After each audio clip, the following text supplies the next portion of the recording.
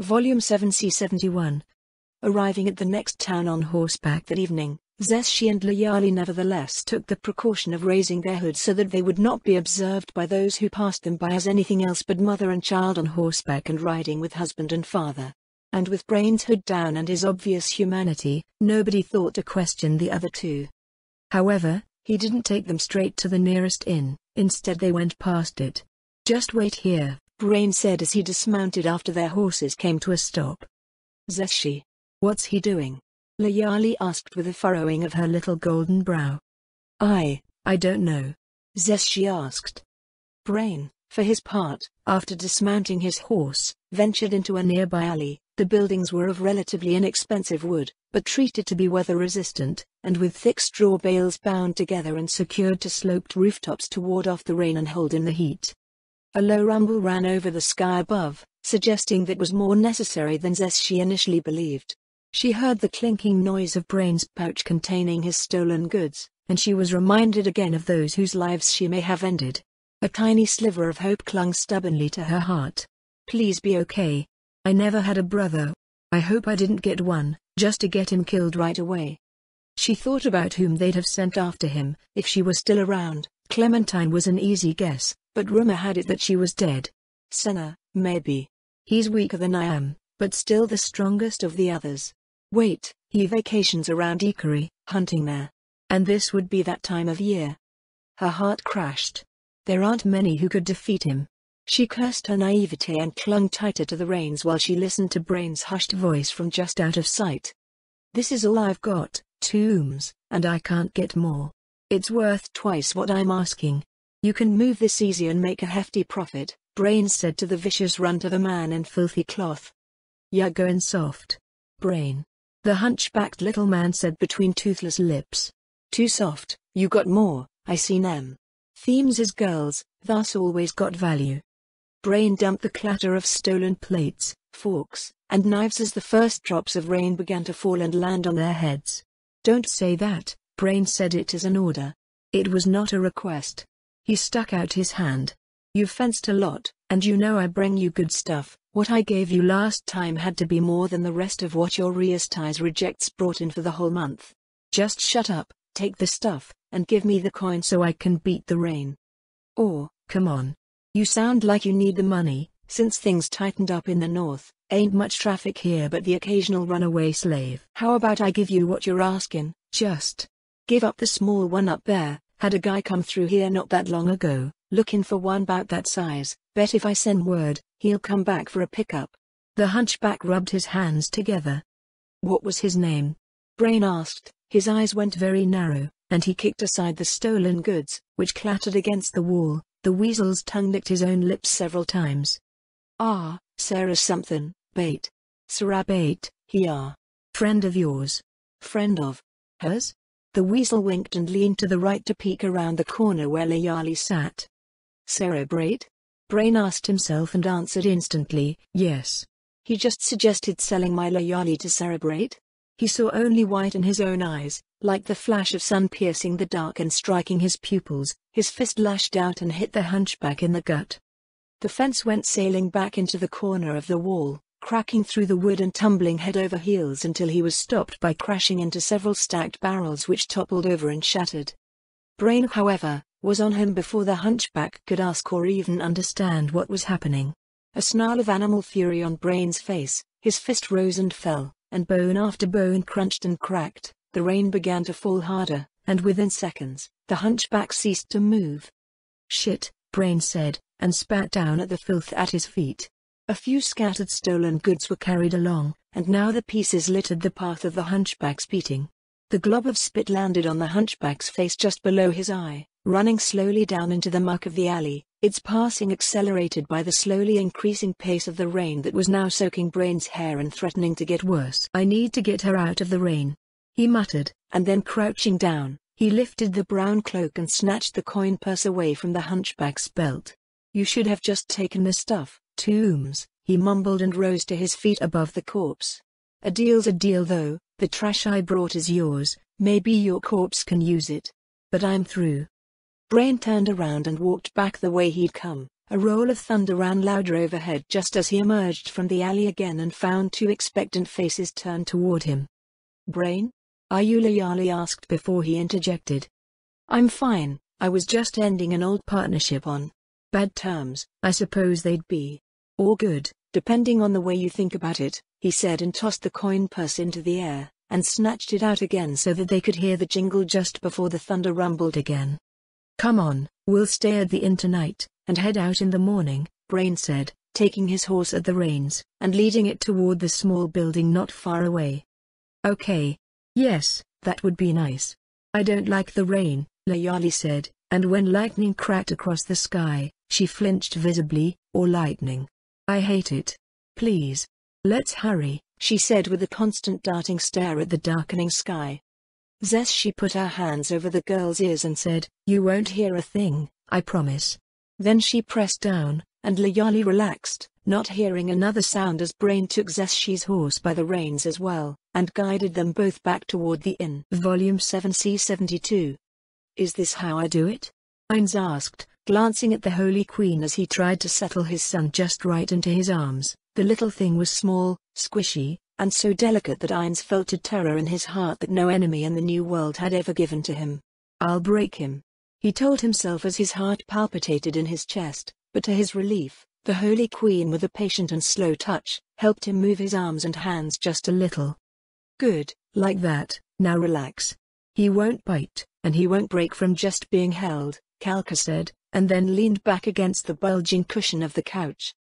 The Holy Queen kept an eye out on the demon as she helped the husband they had in common, but a sense of relief came over her as the mother-to-be watched with a careful eye to see the way her husband learned to care for the infant. Tiny arms and legs kicked about, and little gurgles came out as the child smiled upward at his father. "If my mother, if my friends, could have seen me now. What would Bukka Bakushagama have to say about this? Father of nations, father to the children of my dear friends, and now father to my own bloodline. Two of them soon." He considered and reached out a finger to wiggle in between the infant's hands. Aurelian grabbed for the finger with a baby's giggle and seemed to smile larger when he caught it. "He's coming along fine. And he's got quite a grip for a child of his age," Kalka said with no small amount of pride, going so far as to stretch out her arms across the back seat when she straightened up. "What a king he will be, one day. It makes me wish we had a prophet, or at least an evangelist around." Ainz's mind jumped to the familiar RPG job classes. "Those are rare, aren't they?" he asked. "Oh yes. Very," Kalka emphasized. "We haven't seen either since the 6 great gods appeared. One of the founders of the slain theocracy was an evangelist who gained prophetic powers. They wrote a book. But they wrote it in an unknown language and nobody in the slain theocracy can read it." Ainz perked up. "Could you perhaps write some of it? Maybe I would recognize the way it looks." Kalka shook her head. "No, I'm sorry, my husband. There is only one copy and they've had that locked up since before my nation appeared. It's said that the one who wrote it intended it to be read only by another of the same fate. A pitiable thing, since their prophet came to a bad end." "What sort of a bad end?" Ainz asked, looking up from his son to focus on the curious bit of history. "Suicide," Kalka said. "Prophecy is a powerful thing, too much for one mind. The theocracy's crown of wisdom bearers become catatonic and die young trying to read the future together, and usually failing. For one person to do that? I can't imagine the pain." The stories of those days say that the prophet's brain was supposed to feel like it was on fire every time he saw something new. The Dragon Lords are longer lived than we by far. They could probably say more, but they take a dim view of talking to humans much. Except for the pervert. "The pervert?" Ainz chuckled. "I doubt he's that much of a pervert." He added, "Not compared to Perencino at least." Ainz added privately. "He transforms himself into various races to have sex with their women. In fact he's the grandfather of Queen Draudillan. But even he doesn't say much to outsiders, not without a good reason," Kalka pointed out. "I see," Ainz remarked, while leaving off his private thoughts. "I see that rescuing Draudillan just became an even higher priority." Raymond allowed Nua to do her job and check him in, and waited for her to guide him through the sea of tables within which, to the Cardinal's dismay, included more than just humans. Again. Big mugs of ale with big foaming heads dripping down were raised in cheer and consumed with loud smacking lips. To his right, a human male and an orc male were busy arm wrestling, grunting against one another while a female of each race stood by their mates and cheered them on. The human woman was buxom, but rippled with muscle and had shoulders almost as broad as those of her husband, with close-cropped hair and leather armor, a steel sword strapped to her side.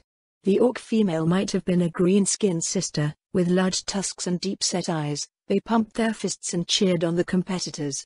Raymond almost stopped, going to a half-step briefly to watch, but when the creak of the stair caught his attention he remembered himself and followed his slave up the stairs.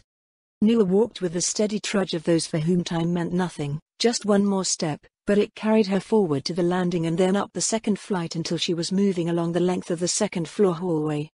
She stopped at a door, slid an iron key into the lock and opened the door. As was proper, Nua entered first, and when nothing happened, Raymond followed. "I will unpack your bag, master," Nua said in the even, indifferent voice of one who was merely doing her work. Raymond gave a half nod to her as he looked about the room. A single bed lay with white cotton sheets and a single long pillow across the head against a dark cherry-stained headboard. A chest of drawers, if not the finest, at least smooth and stained to match the bed, sat nearby, as did a single small square table with a black and white banded candle sitting there waiting for use. All in all, cozy but not luxurious, was how he thought to describe it. Nua, for her part, walked straight to the chest of drawers, opened his case, and began to store the next day's clothing. But when she got to his combat gear and spare field equipment, she paused. "Master, what do I do with this? Do I store it at the ready or leave it packed?" She reached down and held up the armor, though she only pointed down at the weapons with her free hand. Raymond raised an eyebrow. "You can lift that, with one arm?" "Yes, my lord. I've been worked hard, something like this is easy. If it displeases you, I will set it down immediately," she added and began to crouch down to put it carefully back into place. "No, it's fine," Raymond insisted, and the slave paused at a half-crouch, clearly trying to think of what to do. He said, "You can put it back, I won't need it here, at least not tonight," he said, and it was with a swift gesture that Nua laid it back into position just as it had been. "Not many can handle that. With the countermanding weight penalties to increase my other abilities, I've seen hardened adventurers who couldn't pick it up."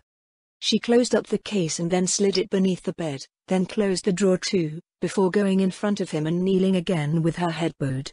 "Is there anything more, or should I retire to my place to sleep tonight, my lord?"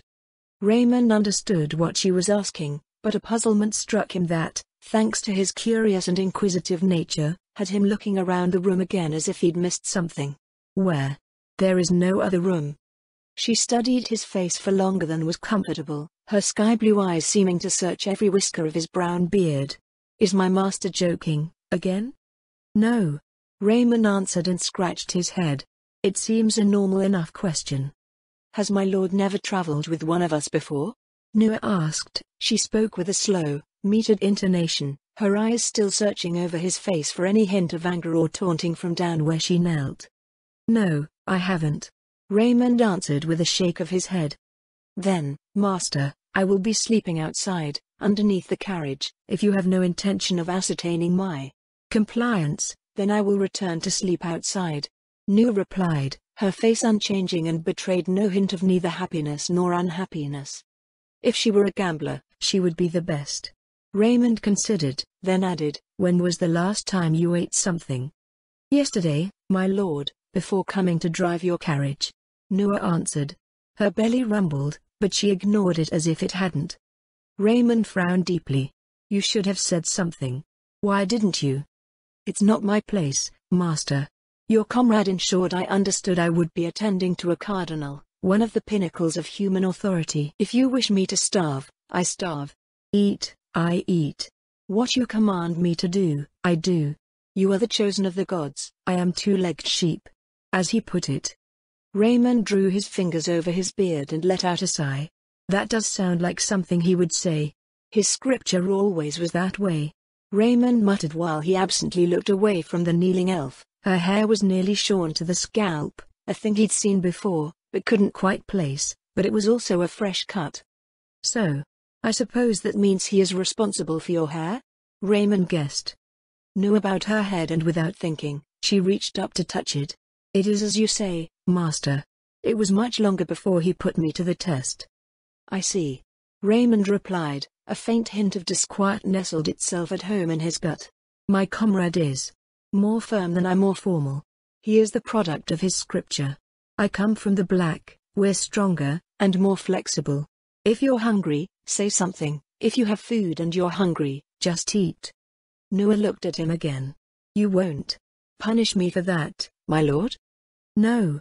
Raymond replied, his expression as stony as hers was empty. Then, thank you, my lord. She replied, I am hungry. But I have no food to eat. If it pleases you, I would like something. Raymond's belly rumbled, and he put his hand over it. It seems, Nua, that my belly agrees with yours.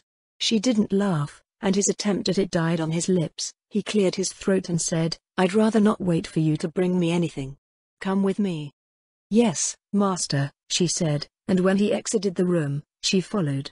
The lower floor was a large public area, and the smell of roast and stew paired with fresh baked bread was enough to set both their bellies rumbling again. Not far away he heard something new, the tune of a bard playing a lyre, and a Bordeaux drinking song being picked up with it. Drink goes up and cock goes down. The will is tall but it makes you small. But drink and drink till you forget how you made the girl upset. She hoped for a sword and you said nope. Just laid there while you pushed a rope. It was lewd, it was bawdy, and the lyrics grew ever more so as the song went on. Raymond glanced over to the source and shut his eyes immediately. An orc, an elf, a goblin, and a human clad in miner's clothing, complete with rock dust and dirt, were swaying around a table and singing along with a dark elf bard. Blasphemy. Raymond tried to tell himself. But he could only mouth the word, while his body bounced a little and he hummed the tune. This is an exception. This isn't how things really are. Maybe it's a plant to fool me.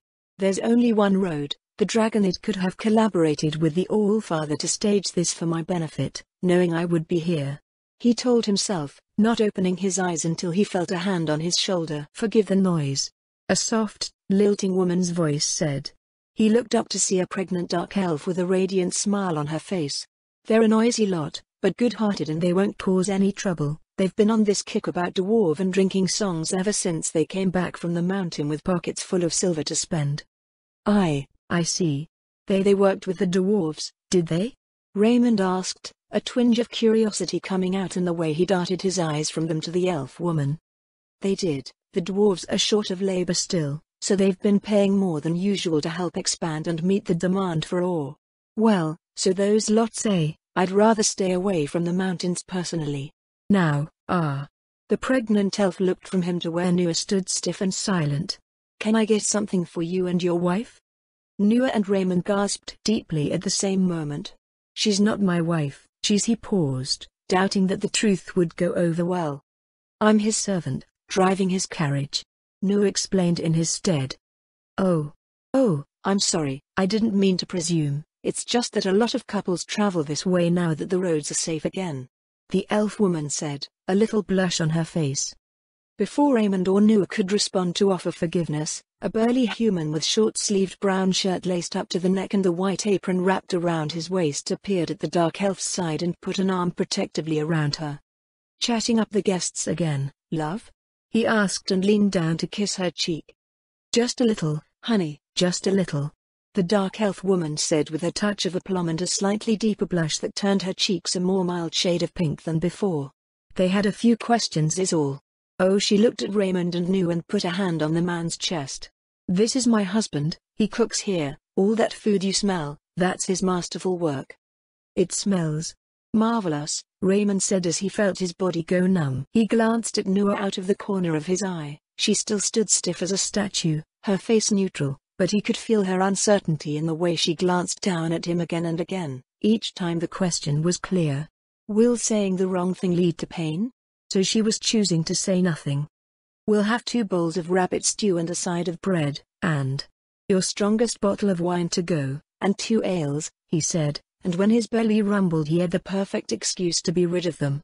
He put a hand on his stomach and asked, please hurry, I'm going to die of starvation, I swear it. He wore a charming, gregarious smile on his face, and it was enough that the couple suspected nothing.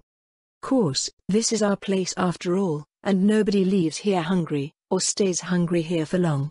I've got a fresh batch that should be ready right now," the male of the pair said, and squeezed his wife at the hip, drawing her a little closer to himself and prompting her to inch even closer of her own accord. "We'll see you right in a handspan of seconds.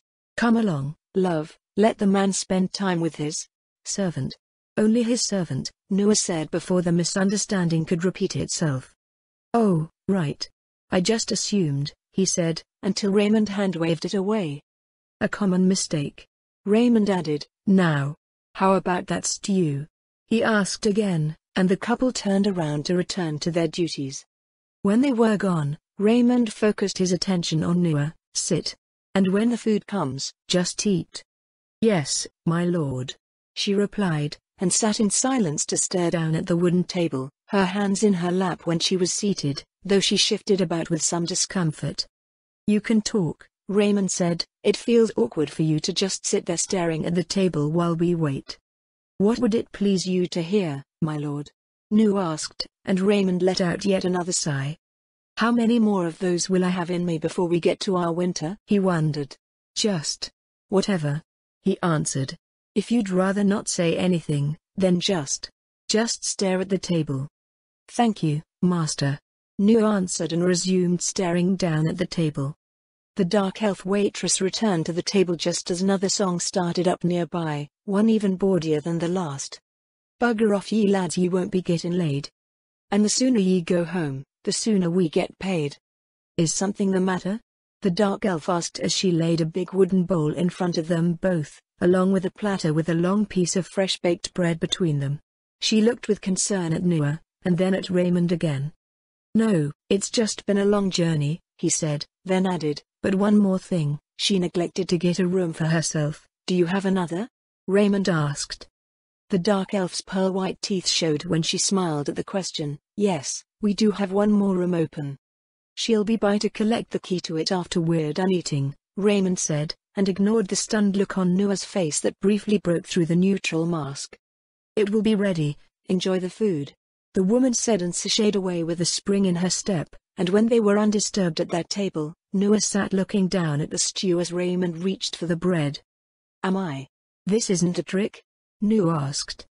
Raymond twisted the bread and it tore with a crack. Small crumbs fell away to land on the smooth wooden plate as he broke the bread between them and then held out half to her. Raymond gave up for the present. "Your master is ordering you to eat," he said, and with that, she accepted what he offered her and began tearing chunks off and dipping it into the rabbit stew. Her eyes lit up, and nearly filled with tears as the flavor exploded in her mouth. Decorum was forgotten by the hungry wood elf, and she tore into the meal as if it was to be her last. Raymond ate more reservedly, but as he watched the elf tear into the food he wondered something else. How much did she eat, and what did she eat, when she last ate at all? As another song began to pick up, he turned to watch the bard and his enthusiastic patrons, and this time he couldn't close his eyes, and he dared not look away, because if he did, "I'll be watching her eat. And I don't think I want to do that." Volume 7 C73. Lake Hughes said it first. "By all the gods." Her eyes widened with a kind of existential awe. "There's a hole in the goddamn mountain," the priestess of the water god muttered. "Aye, about a dragon-sized hole, don't you know? See that there hole," he pointed to the gaping mass through which the stars twinkled bright as day, "was made when Yaldabaoth, the demon emperor, swung Olisar Dark around by his tail and flung the big brute through the stone." "But that," Evil Eye said, and then whispered, "Fly." Casting her spell, she rushed to the stone gap while their guide shouted behind her. "Hey! There's a rope ladder tour my uncle gives, you go up there, you're gonna have to pay for it." But Evil Eye didn't care. She rushed up to the stone, hovering at the edge of the gap. She stretched out her arms to their maximum span and pressed herself against it. She then flipped herself so that she was facing the stone, her arms still extended it. Then again so that she had her back against it. She did it again and again until she'd measured the full thickness of the blasted away granite, and then through the gap she went to look down the mountainside. Impossible. she muttered as she scanned the stone and snowscape outside and saw with her own eyes the giant blown away fragments of rock which had tumbled down aside. She descended again to land beside their dwarven guide. "That is 40 of my wingspan at its thinnest point. You say the demon emperor threw a dragon through the rock?" "Aye, he did, and that dragon, he landed all the way in the Holy Roblay Kingdom. Would ye believe he came back and told us some stories? He survived the fall, got nursed back to health, had quite a story to tell about someone he calls Little Sister. She's the Queen in Malbian now, if you can believe that," their guide said with a cherubic little smirk amidst his thick and bushy beard. "The Queen of Frost? These aren't just tavern stories?" Lake Hughes asked. Gagrin scratched her head. "What's the big deal? The Demon Emperor must have been strong to do it, but try past 200. Evil Eye interjected, and both Gagrin and the twins sucked in their breath. "If I were to appraise the strongest thing I ever fought by myself, it would be 110. The strongest as a group, maybe 120. Yaldabaoth must have had power at least on par with a greater demon god. And possibly on par with one or more of the 6 great gods. That's what plenty of us round here say, but the Demon Emperor is dead, very very dead. The Allfather killed him in single combat while us, the dragons, and the Quagoa held off his armies. Turns out we had a lot more history than we thought. You really wanna know, my second cousin has a play he puts on for tourists and such, and he makes a hell of a good story out of it. I can give you a discount, but it'll still cost a little," the dwarf guide added, but then pointed a stone's throw away. Water was dripping down through the gaping hole in the mountainside, which was caught and run through a wheeled contraption that was attached to a rotating rope which in turn, close to the ground, spun a belt made of many woven wooden slats. Dwarves and Quago aligned the slats and were performing many repetitive individual tasks. "We got a couple of these things ready, but over there is the finished product." He pointed to several long metal containers ranging from the size of a small carriage, to longer than 4 carriages. Each metal container was secured with woven metal straps with leather curved loops folded on the top of the containers. "That there belt, that's how we make 'em. See how they lay down that frame of wood? We secure the metal around that, weld it all into place, then pull the wooden frame apart from the inside after it's all secure, then the parts go back and we repeat. It's a sharp design based in part on the ideas we got from the Draconic Kingdom. Right smart for long legs," the dwarf guide said, or at least in part grumbled. "Anywho, we fastened them cables around and secure it at even intervals, and the dragons slip their wings through them loops, with that they can fly damn near anywhere and carry anything. Iron ore, finished goods, even everyday mail. Fact is, the plan is to use this here spot as a central launching point for the entire mail system of the Kingdom of Nazarick and the nations what come under 'em. Course the Allfathers gotta bring in the rest of them dragon folk, and a lot of them are right stubborn. But they'll come around when there's coin to be made, and there's a lot of coin to be made." "The Allfather beat that thing that did that?" Lake Hughes asked. She ran through all the stories she knew of the 6 great gods, including Sursana. "And found nothing. Nothing on par with throwing a dragon through a mountain, let alone beating something that could do that." "What is the Allfather exactly?" Lake Hughes asked as she furrowed her brow. The cargo carriers and the means for making them were suddenly no longer of interest to the priestess. "Well, lot of us, we say he's a god. He's an ancient bin at least, locked himself away for thousands of years in some other world to keep Yaldabaoth back. Till the demon got unlocked when Dwarf and Quagoa started killing each other. So he come back and took down the Demon Emperor for good, and now we both work for him again. It's good business, and god or no god, that's good enough for me. You wanna know more? I got a wife who wrote a book about it. It'll cost you a few silvers to get a copy though, more'n a few if you want a limited edition signed copy." He grinned and licked his pudgy lips while rubbing his right thumb and forefinger together. I think we should head back, and get some rest for now. This is a lot for me to take in," Lake Hughes said and rubbed her forehead. There was sweat there despite the cold breeze blowing in from the gaping open hole. She wiped it off with her sleeve, and looked at Moman and Lupu. "You two agree, right? That this is a lot to take in?" Yes, it is." Moman smacked his chest with a hard dramatic gesture that echoed off the walls around them. "Knowing what I know, I want to know more, and, if possible, we should strive to see the Allfather together when we come to the tournament. Only this way will we know if his presence lives up to his legend."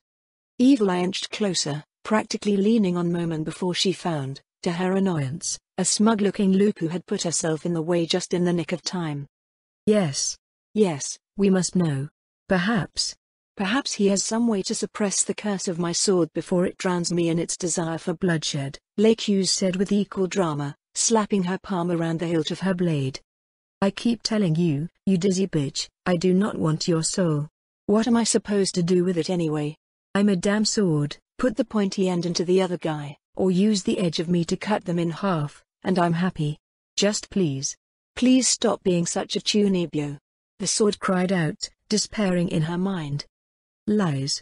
You won't have my pure, innocent, and holy body for your foul machinations. You won't trick me, brute. Lake Hughes cried out her retort, and she felt the soul of the sword shudder in response. Hentai. You're such a damn hentai.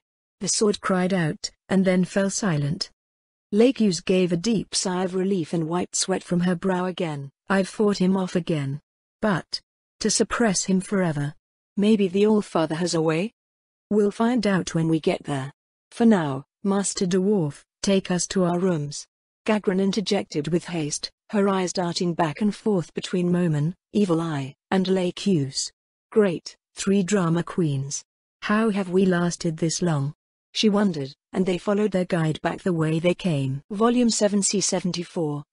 The return to the inn was peaceful, though their dwarf escort was quick to point out opportunities to see more if they had the silver, but even he grew quiet when he realized that his audience had more or less turned their thoughts inward. The stone surrounded them like a grave, and the wind swept over their bodies and chilled them like the same for a fair bit of walking before the many caverns broke the gale up into nothing but a light breeze.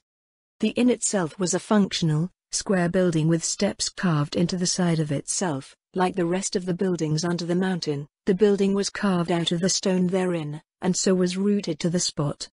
The glowstones were starting to wink out by then, and the busy streets they once saw were now almost empty. Though a few of the white-furred quagga and a handful of dwarves were still out in the open, the only real noise they heard when they reached the building came from nearby taverns. Just out of curiosity, Momen asked when they were about to enter the building, why are the taverns kept apart from the inns? In Riestais, and elsewhere, the inns usually have dual purposes. Oh, that's how we keep monopolies from happening. No one place can do too much, keeps them from driving everybody else out of business, don't you know? If we let the innkeepers serve food and drinks, not many would go to the places that only do food and drinks. No business can do so much that they destroy all the rest. It keeps our prices a little higher maybe, but it means more work goes around overall, and if that cuts the burden on the state since they don't have to support folk with no work, so much the better, am I right? The guide said, and, despite the fact that Momen's hand was already on the door, the dwarf reached out and opened it anyway. They were immediately greeted by a blast of warmth that stopped the party dead. Heatstones. There's one on every floor to keep guests comfortable. The guide explained and led them to the front desk. Got a few more for ye Brocky. He jerked his thumb over his shoulder at the adventurers, set 'em up nice, big spenders. The dwarf behind the desk might as well have been a twin, with a fire-red beard and a twinkle of greed in his eye. Course, come on folks, I got a room for each of ya. Is that necessary? We don't mind sharing some space. Momen suggested, and the innkeeper chuckled. I guess if you want 2 to a room, well, 3, he said, and before they could ask, he was out the door and leading them up the stairs embedded into the outer wall of the structure. Here for you too. He handed a single key to the twins. You want another key? That costs extra. It's fine, evil innkeeper, they said as Tio accepted the key. He smirked when they disappeared within. He ascended to another level, handed a key to Lupu and said, this for you and the big one. Lupu grinned and snatched up the key. She held it aloft where Gagran could see it and said, come on Rumi, Sue, we'll get settled in before we go drinking. Gagran's grin was almost as wide as her face.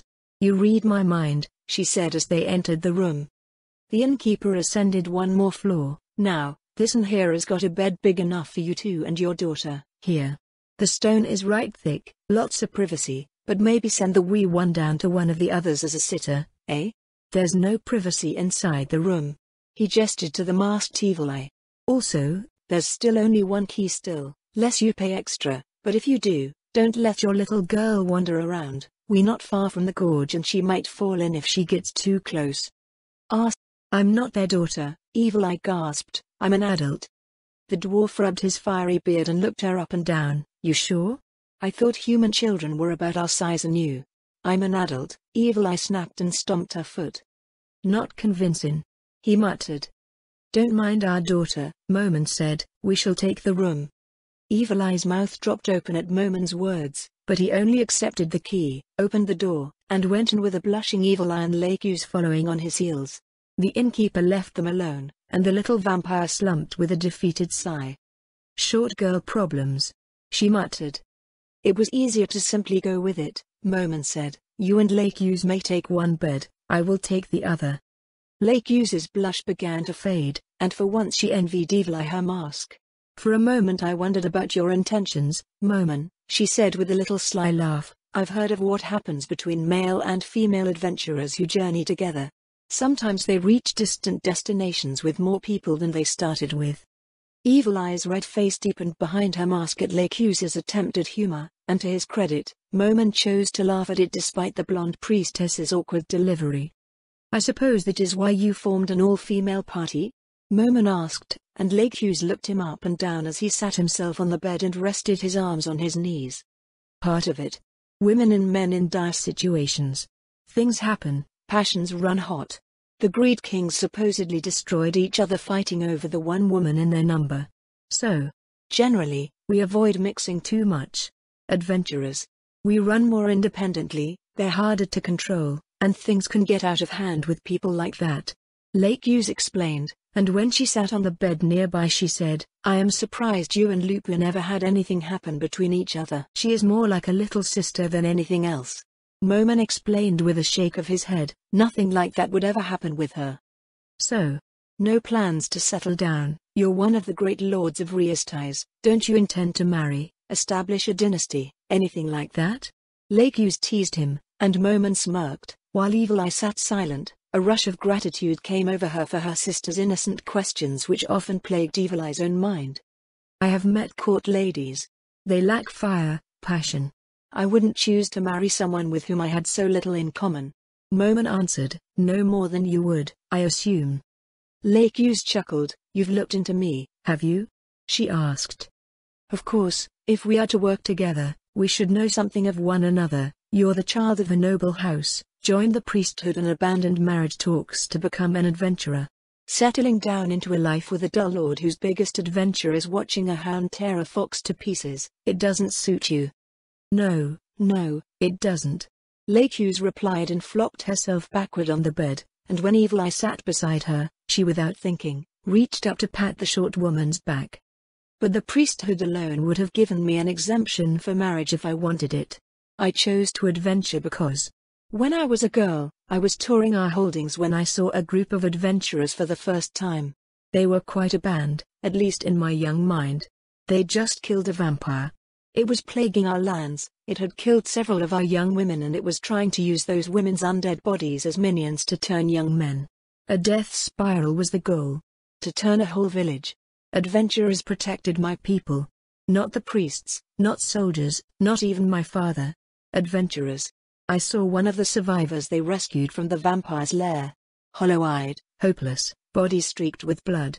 I knew two things then. I wanted to be an adventurer, to do what they did. And that the undead had to be destroyed. I see.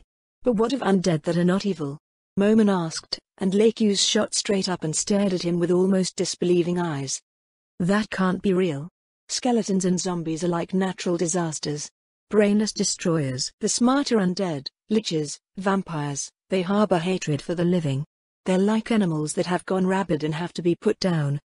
Evil Eye felt the stroking of her back, which had been a comfort, and ceased to lean into it, as it transformed in her mind into a dagger in her flesh.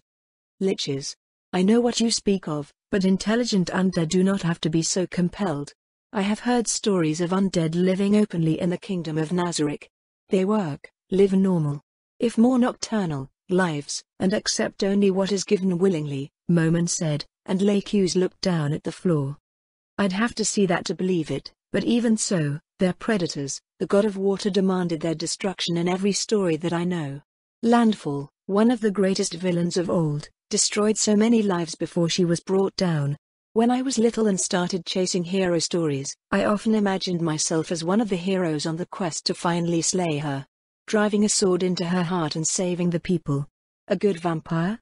She snorted, naive. At best they'll play the part, and then when the chance comes? L'Accused drew a finger across her throat. You're just food. That's what we are to them, just food. And who loves their food as they would a mate, sibling, or friend? Evil Eye felt her heart tearing apart in her breast throughout L'Accused's rebuttal, and hearing her beloved sister blast the twisted story of Landfall, calling her, knowing or not, a predatory animal. It clawed and raked at Kino's spirit. In the past, it was dismissible. She doesn't know, that makes it okay. If she knew, she wouldn't really think that. The excuse ran through her mind again, but Lupu's taunts wormed their way into Evil Eye's mind, and when her excuses for L'Accused came up again, Lupu's voice rang in Evil Eye's mind. If she wouldn't really think that if she knew, then you'd have already told her. Evil Eye sprang from the bed so that she was standing straight up, whirled on her sister, and screamed, "Shut up. You don't know anything. I do. I do. I do love you. I love you all. Stop saying that stuff. Just stop it. Please just stop it." She screamed at L'Accused through choked sobs, grabbed her mask, and flung it at the wall so hard that it shattered into fragments before falling to her knees and covering her face in her hands. "Stop. It's too cruel. Just stop saying those things. I can't take it anymore.